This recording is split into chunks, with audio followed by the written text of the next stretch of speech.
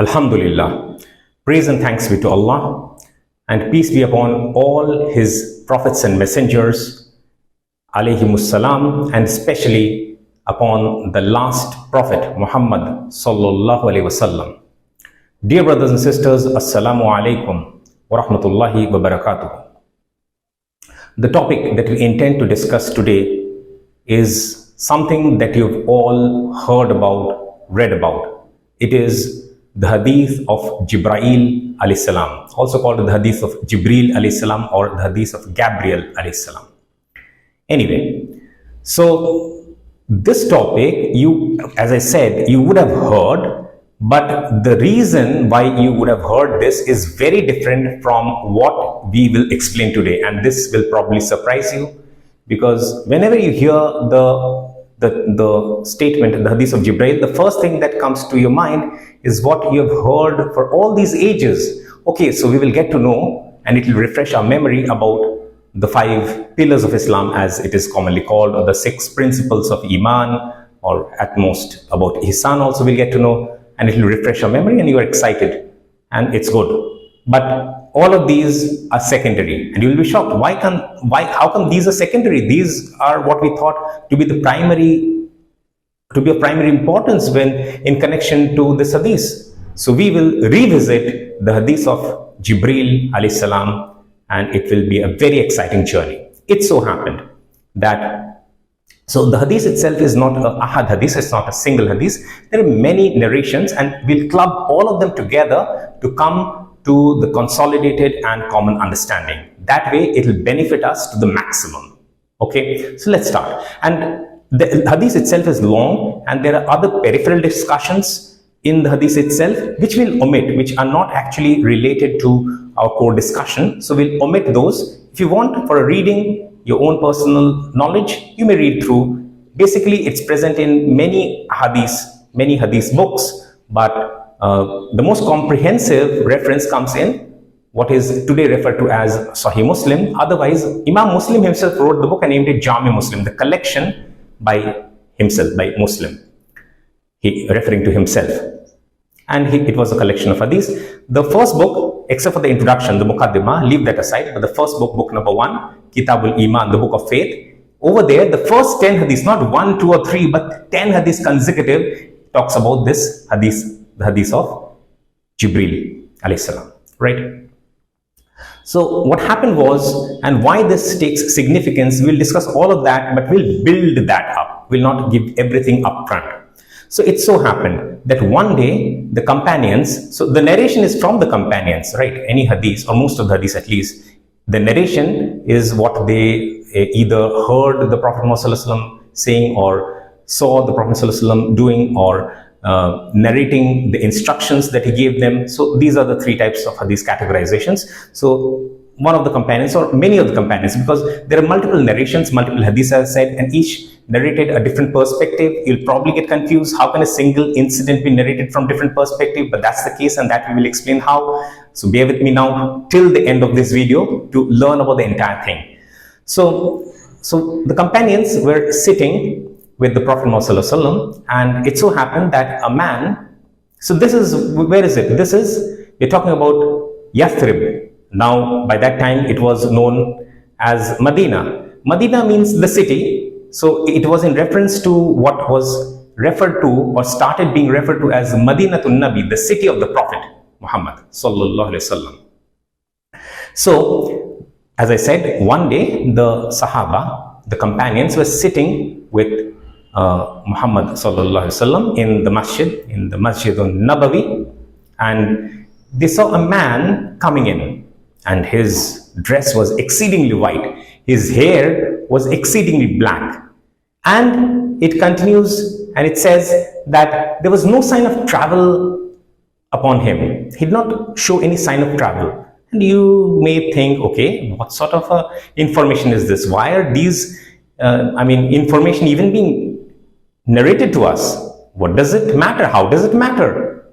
It's talking about his dress, it is talking about his hair, it is talking about he did not travel. Why describe unnecessary things? It's not unnecessary. That's what I'm trying to explain to you. none of the things that we will discuss, none of the things that is mentioned in the hadith are actually superfluous. Everything is very important. The reason, I mean, they must have felt something compelling to narrate this, right? And what was the compelling thing? So Medina, that time, the city, Yathrib, which was renamed by them to Madinatul Nabi, the city at that time, the city of Medina at that time, it was not the Medina of today. It was not unlike the cities of today. It's not like Kolkata or Mumbai or Delhi, for example. No, it was very different. It was around 40 households, a close-knit society. So everyone knew each other. Kolkata, that's not possible. Mumbai, that's not possible. Delhi, it's not possible, right? So everyone knew each other. So when it suggests that there were no signs of travel on him, that means he must be a local resident, but no one knew him, which again meant that he cannot be a resident. He must have traveled from outside the city. And if he traveled from outside the city, there were no signs of travel upon him, because the clothes were not dirty, the clothes were white, his hair was black, and there were no dust on it. So this is a contradiction. So this, what struck them, they saw this as something strange. How can this conflict be resolved? So they did not have a clue what's happening. This person, either he's a resident, but he's not a resident, then he must have traveled, but he does not show any signs of travel. So now you understand, now you're beginning to taste this, appreciate this, right? The starting itself is so amazing. And he comes down, the stranger, or what appeared to them as the stranger, comes down. He's a man. He sits down in front of Muhammad sallallahu alaihi wasallam, and he is face to face. In today's parlance, he is face to face. Leave aside the hand position and the leg position, leave that aside. In common language parlance, in today's terminology, he sat face to face with Muhammad sallallahu alaihi wasallam. And the interactions that used to happen at that time, the companions gave great respect to the Prophet. So that was the modus operandi. So this person says, and what is the first statement that he makes? Ya Muhammad, akhbirni anil Islam. No background, nothing. Who am I? Introduce myself. Who are you? Nothing doing. O Muhammad, tell me or inform me about Islam. This is the first question. And what a strange question. I mean, is that even a question to ask? What is Islam? And what sort of question is this? In any case, Muhammad sallallahu alaihi wasallam then replies what is today referred to as the 5 pillars of Islam, but the word pillar itself is not mentioned in the hadith statement. So the 5 points which make up the totality of Islam, that you give shahada, that you bear witness or you testify that there is no God but Allah subhanahu wa ta'ala, and that Muhammad is his messenger, is the messenger of Allah. So point number 1 was that. Point number 2 was that you offer salah, establish salah. That point number 3 was you give zakah. And point number 4 was you fast. You fast, observe fast in the month of Ramadan.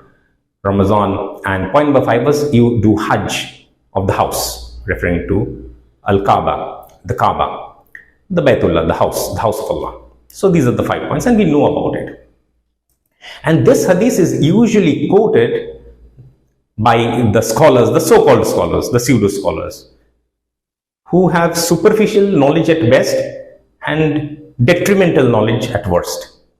They say, you know why this hadith is so important? Because we get to know the 5 principles of Islam. I say, hey, wait a minute. Let me school you. Okay, when did this incident happen? When did it happen? This happened in the last 3 months of the Prophet's life. So the Prophet ﷺ was around 40 years of age, and his prophetic mission, the mission of his prophethood, messengership, was around 23 years. So minus 3 months is still about 23 years. So 23 years had passed. He was 63 years by that time. 23 years had passed, and you want to suggest to me that the companions did not know what Islam is? If they did not know what Islam is in 24 years, they need not know what is Islam. Not required anymore. Enough is enough. If 23 years is not sufficient for them to know what is Islam, then they are not required to know about Islam anymore. That's done. But that is not the reason why this incident happened. Okay, let's see. And Muhammad will give the 5 responses, which I've already narrated it to you. And then, very strangely, this person said, "You have told the truth." And the companions were surprised. What is happening? This is a person who is asking a question, and then when the answer is given, he's saying, "You have told the truth." That means that was not the habit of the companions to test the Prophet. If he already knew the answer, why did he ask? And if he did not know the answer, how can he attest that whether the answer that is being given is the truth? He can agree with it, he can accept it, but how does he know it is the truth? So the companion said that it surprised us. Why did I say the companion said? In each hadith, one companion is narrating, but in different hadiths, different companions are narrating. By the way, a group of companions was there with the Prophet, right? So each of them narrated this not everyone, but many of them narrated this hadith. So this is not ahad hadith. It's narrated by many of them, at least quite a few of them. Anyway, so then he continues, "Akhbirni anil iman," inform me about iman. Again, what is happening over here? And then Muhammad Sallallahu Alaihi Wasallam responds with the 6 principles of iman, and he says that you believe in Allah, and then you believe in the malaika angels, that you believe in the kutub, the books, that you believe in the rusul, the messengers, you believe in the last day, and you believe in qadr. So 6 points: Allah, angels, book, messengers, the last day, and and qadr, that is fate or destiny. So again he says, "You have told the truth." What sort of a conversation is this? He continues, "Tell me about ihsan. And this time Muhammad Sallallahu Alaihi Wasallam does not give a list bucket of things, but he frames it something like this. And what is mentioned in the translations, I'll give that to you first, and that is wrong, and then I'll give you the correct translation. So what is normally translated is the representative translation, which is an erroneous translation, and prove to you that it is erroneous from the Arabic language itself. So what the response according to the translation is something like this: that you worship Allah. Ihsan, the definition, the wrong translation, that you worship Allah as though you see Him, for if you see Him not, know that He verily sees you. Wrong translation, rubbish translation. Multiple reasons. Point number 1. Can we see Allah subhanahu wa ta'ala here on the earth? No, not possible. Not possible. In the hereafter, it's different. I'm not even talking about Miraj now, and that is a separate conversation. We'll discuss about that. That's a complicated topic. You think it may be easy depending on the sectarian affiliation that you might have, and you think you know everything. The same hadith is being quoted to infer different things, and none of them have even read the hadith. They don't know the Arabic. So that's a separate discussion.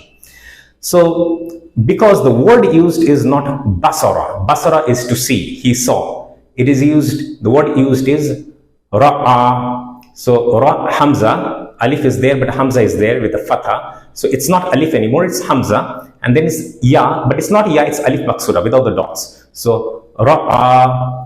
Ra'a means to know, to have the knowledge thereof, to understand. Ra'a does not mean to see. Basara means to see. And so many times in the Quran, the word basara is used to indicate see. But here, if Allah subhanahu wa ta'ala wanted, He could have used the same word, but He did not use the same word. He used a different word. So He used ra'a. So worship Allah as though you have a holistic understanding of Him. For though you don't have that, know that He engulfs you, everything about you. He knows everything about you. So now you are sensing that. So we cannot see Allah. So that is out of question, even theoretically, even linguistically speaking. But it is possible to know Allah, but there will be limitations. So worship Him as if you know Him fully, you comprehend Him fully, but it is not possible to comprehend Allah subhanahu wa ta'ala fully. So it says, so know that though it is not possible for you to comprehend Him fully, know that verily He knows everything about you. It enhances the meaning also, not because I am presenting, because that is what the text says or suggests. The Arabic says, that is the statement, the Arabic language, the Hadith statement is that. So the 3 things.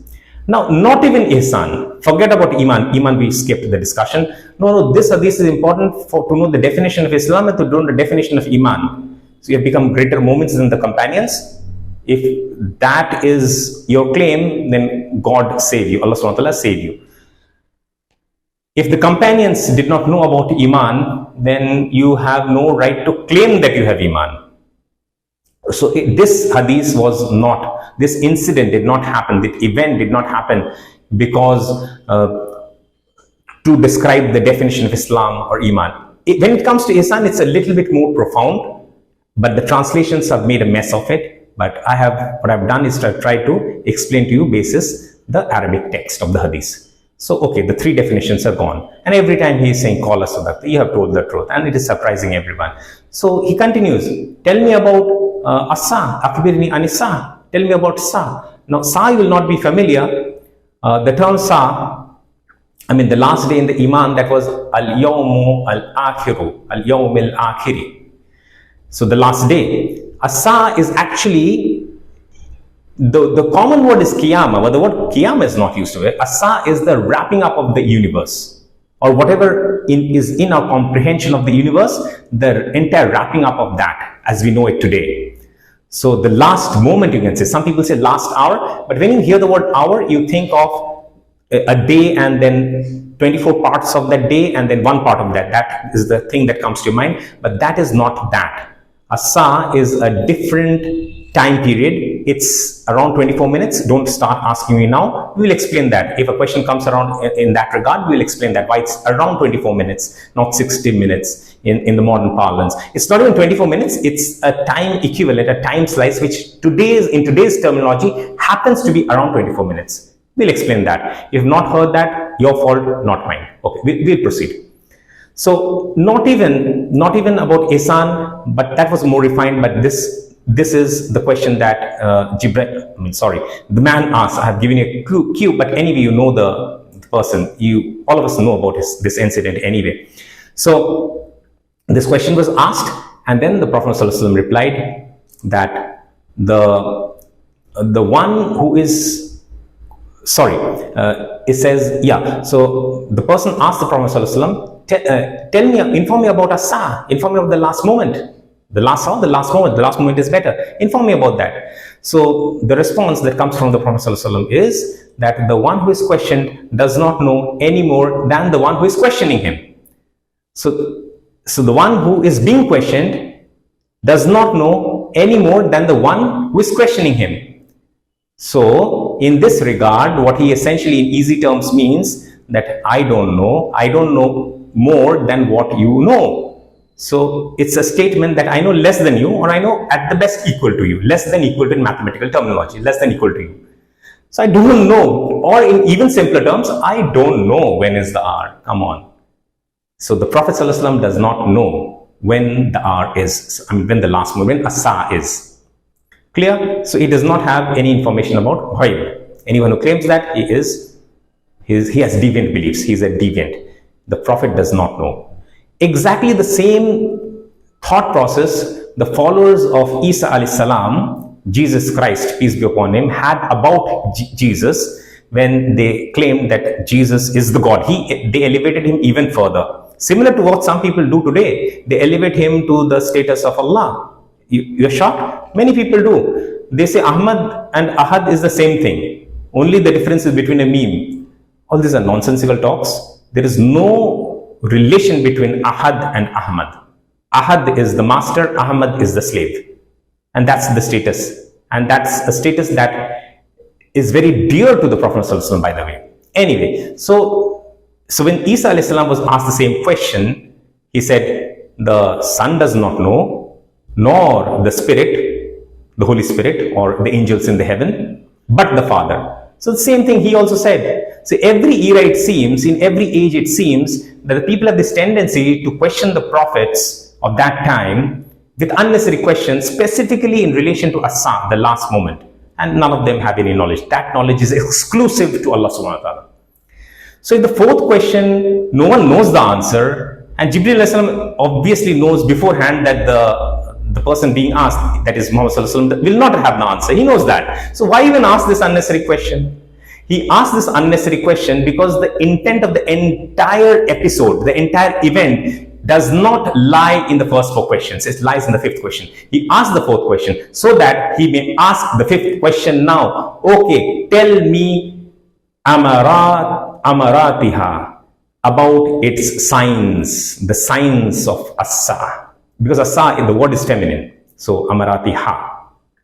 So tell me about some of its signs. Now the Prophet Muhammad sallallahu alaihi wasallam gave us 4 signs. If you collect all the hadiths, all the 10 and multiple hadiths in multiple books, you'll get 4 signs. Because not all the hadiths mention all the signs. Some mention 2, some 3, some a different set of 3, some like that, but I think 4 in one place is not there. But if you collect all of it together, then you get 4 signs. Because we get 4 signs, you can't deny that. 4 specific prophecies are being mentioned, so you can't leave that out, right? So, and you may ask, why is it so? Because different people, the companions, had different levels of memory. Whatever they retained, they informed us. So collectively, there were 4 signs. That is unanimous. So now we ask you a question before we proceed with this talk a little bit more. We ask you that the Prophet Muhammad ﷺ had the opportunity, because 23 years of his prophetic mission had already passed. He had the opportunity, and by now he had given us all the signs, major or minor, right? So thousands of minor signs maybe have not counted, and 10 major signs, right? Had he so wanted, he could have given us 5 signs, he could have given us 10 signs, he could have given us 20 signs, he could have given us any number which he wanted. But he gave us 4 signs, and this will be important in our discussion. And the 4 signs are like this. Number 1, the slave woman will give birth to her master. Number 2, the naked, barefoot, destitute herdsmen of the ignorant masses, having strong will, becoming obsessed with competing against one another in the construction of tall structures. Number 3, the barefoot, naked will become the heads of the people. And number 4, the naked, barefoot, deaf, dumb will become the heads of the nations. So the last 2 seems to be similar. The word used is different. Ru'us an-nas, the heads of the people, and mulukul ard, the kings of the earth or the kings of the land. So in today's terminology, we call him the heads of the nations. So what is it essentially talking about? First, the slave girl will give birth to her master. What does it even mean? It means that, okay, what is it referred to as usually? Usually this is referred to as that what people think commonly is, or even the scholars think commonly is, and they're wrong, they're so very wrong, is that a man will have illicit relations with his servant, maid servant, where slave is not there really in this day and age, and he will, that relation, because of that relation, a bastard child will be born. Tell me, is that bastard child that is born out of that relationship, does he or she ever have the status as that of the master? Never, never. So how can the hadith be in fulfillment this incident, this explanation be in fulfillment of what is mentioned in the hadith? It is not the case at all. What is mentioned in the hadith did actually get fulfilled in 1990 when it said, when the concept of surrogacy came to the fore. So in surrogacy, what happened, there's not even an illicit sexual relationship, not even that. The sperm of the man and the egg of the woman, the biological parents, is fertilized in the womb of a third lady, a third person, a lady, who is hired for this purpose, as if by keeping a slave. And then when the child is born, it has the status of the biological parents, while the surrogate mother seeks another job. This has become her job. He seeks another job so that she may survive. So this is the fulfillment of the prophecy. And the second prophecy, that basically the naked, barefoot, destitute herdsmen of the ignorant masses, having strong will, becoming obsessed, competing against one another in the construction of tall structures, this would have surprised them, because they understood that this is in reference to whom? The Arabs, the Bedouin Arabs. How can they construct tall structures, tall buildings? Not possible, right? And what the terms used, the naked, the barefoot, they did not have clothes, did not have anything to wear. The destitute, that means extremely poor. Herdsmen, they used to rear their sort of sheep and other cattle. And they will one day become the, what should I say, the herdsmen of the mass, of the ignorant masses. So they have become the heads of the ignorant masses today. Look at the heartland of Arabia and the other nations in and around that region. What has happened to them? They become the leaders in that region, and they have become the herdsmen, so to say, the proverbial herdsmen, so to say, of the ignorant masses. And they will have strong will also, and they will be obsessed with each other also. In doing what? In competing against each other. Not in taqwa, not in Islam, not in Iman, not in Ihsan, but in the pursuit of construction of tall structures, tall buildings. And where is the tallest building today? It is Burj Khalifa. Now, if that is in Dubai, that hurts the ego of the Saudis. And so they are now planning to build a tower which is taller than the Burj Khalifa. They will call it either the Kingdom Tower, the Jeddah Tower, whatever. And that is hurting the ego of Dubai or Abu Dhabi, the United Arab Emirates. So they are planning to build a structure which is even taller than the Kingdom Tower. So look at this madness. So that is what is happening. And since 2009, the tallest structure is no more in Britain or America. It's in the Muslim heartland of Arabia. If this is not Akhirul Zaman, when is? Because give me signs of the last moment of Asa. The third is the barefoot naked will become the heads of the people, whether they are religious head or social heads, irrespective of that. Not political, because that's the next point. So what happened is, look at the people who are leading religious organizations, social welfare organizations. They have no knowledge, and they have become the heads. They have become the representatives. So again, a fulfillment. Since around 1980, you will feel a void in the Islamic world in terms of scholarship. And the fourth point is, the naked barefoot will become, deaf dumb will become the heads of the nations, the mulukul ard, the heads of the nations. Look at the world global political leaders. What sort of people are they? Are they competent? So this naked barefoot, deaf dumb, it's agreed upon unanimously that this refers to, in the first case, in the case of religious people or social welfare organization heads, as sort of what should I say, the fools, and the second one, the incompetent ones. So the incompetent have become the political leaders, and they make a mess of it. They're not able to manage the state's affairs, the nation's affairs, through collection of even 33% of taxes, 50% of taxes, when that should have been managed with just 2.5% of the taxes. And that too not the income tax, but the savings tax. It's so become massively flawed and incapable. That shows. So these are the four signs. Surrogacy fulfilled in 1990. Then what happened? So the Burj Khalifa, the tallest structure, the second point, that got fulfilled in around the 2010 decade, 2009 actually. So if one decade is 1990s, the second one is 2010s, the third one, the religious leaders, so to say, the social welfare organization, social influencers, you can also include that as a category. The social influencers, with the advent of social media, you know what sort of people are the influencers these days. So not just the religious leaders. If someone can come to us, hey, is it explicitly mentioned religious? No, it includes religious leaders, it includes social influencers. So religious leaders, there has been a void massively, irrespective of the religion, even in Islam, since around 1980s. Social media is a little more recent phenomena in any case, and the heads of the global political heads, this has been around for a while, since 1920s. So if this is not Akhirul Zaman, glaringly, it's staring back at you and you can't see it. How pathetic. Let me complete the hadith. So after having discussed all of these, this man just left. He walked away. He left the masjid and he went.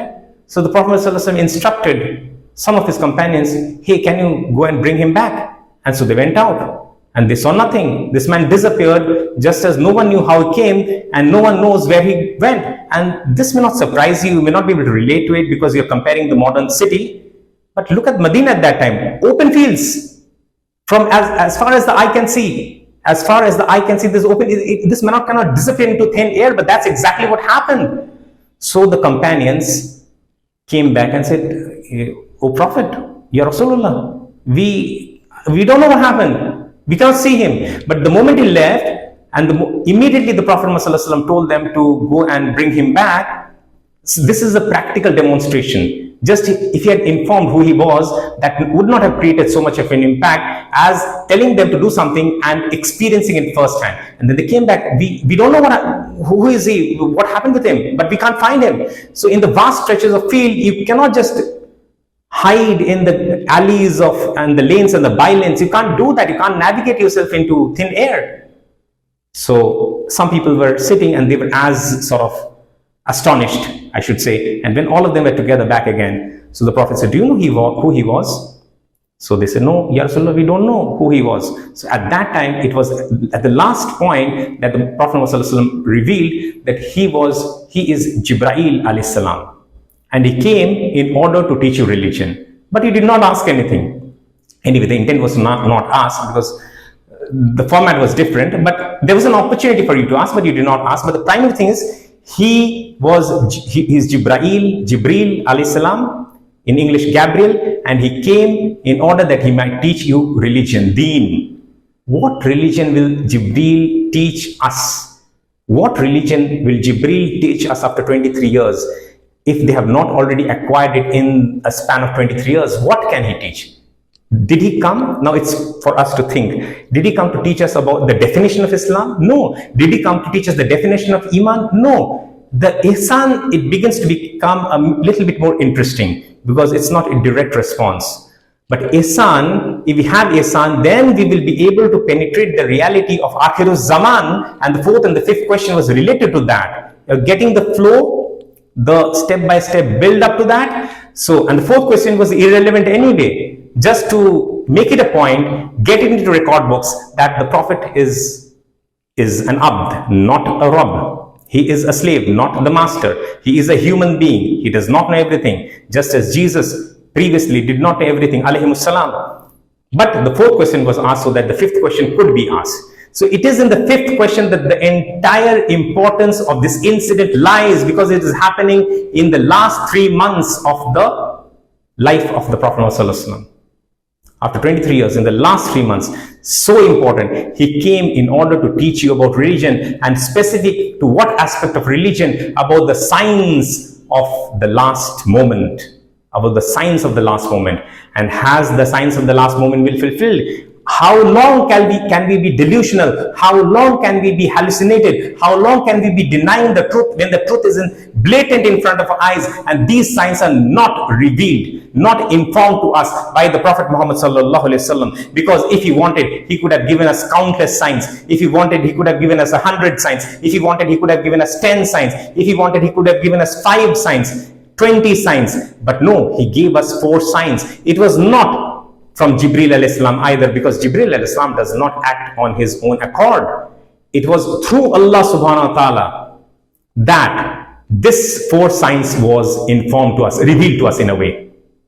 This 4 signs, in the classification of hadith, if there are minor signs and major signs, I say no, that classification is wrong. You can be the greatest scholar, you can think yourself to be the greatest scholar on the earth, or ever, or the people might think that you're the greatest scholar ever, and you're divided into the hadith, the hadith which speaks of prophecy into 2 categories, minor and major. You are wrong. Minor and major science is wrong. That classification is wrong. I say that there is a 3-fold classification. The first classification is minor, the second is major, which the Prophet ﷺ gave us at one go, the 10 of them. Had he so wanted, he could have given us 5 or 20. And this is from Allah subhanahu wa ta'ala. So this is more important than the major science. It cannot be classified under minor science, which the scholars are doing. So this category is we call as either special science from Allah subhanahu wa ta'ala, or we can also call it the mother of all science, or we can call it the most important or the most significant of all science. This is what we need to do, and only through ihsan, Islamic spirituality, we can decode Akhirul Zaman. And when we see it in front of our eyes and we are denying it, do you know what does the word kafir mean? Kafir does not mean non-Muslim, that is ghair Muslim. Kafir means one who is presented the truth and he rejects the truth. We are presented the signs for what reason? For us to see. These are observable signs. These are very much observable signs. You can see it for yourself. And when the signs will manifest, only those who have reached the level of ihsan will be able to decode that and present it to the rest of the world. And among those rest of the world, only 1 out of 1,000 will be able to appreciate the truth. That number, by the way, happens to be around 1 crore, which is a huge number. But the vast majority, whether Muslim or non-Muslim, irrespective of that, they will deny the truth. And they will be in their obstinate rebellion, and that is 999 out of every 1,000. 999 out of every 1,000, and that is precisely why Allah subhanahu wa ta'ala mentions these 999 as going to hellfire and as part of the Gog and Magog people. They have no way out. They are human beings, but they are part of Gog and Magog. That's another discussion, by the way. So this was Hadith Jibril, and you thought you knew about everything about Hadith Jibril? Think again. This was the full explanation, and we just discussed it in English. We didn't even touch the Arabic language, which we can do in another session. But this is sufficient for us because we now know that this hadith itself is so very deep. So to summarize, we now understand about Akhirul Zaman, the signs, so that the people living in Akhirul Zaman may know it. And this was a blessing by Allah subhanahu wa ta'ala that He sent Jibrail alayhi salam to us to inform us about these, and that's what exactly happened in the last 3 months. In the last phase, what happens, the most important thing is mentioned to us, and that is exactly what has happened with this incident as well. Enough for this session then. We will have this session recorded in other sessions, in other languages. Meanwhile, what you can do is to subscribe to this channel so that you get these sort of very interesting discussions and know about them. And if you are enjoying it, do consider giving it a like, share it among your friends so that they are benefited as well.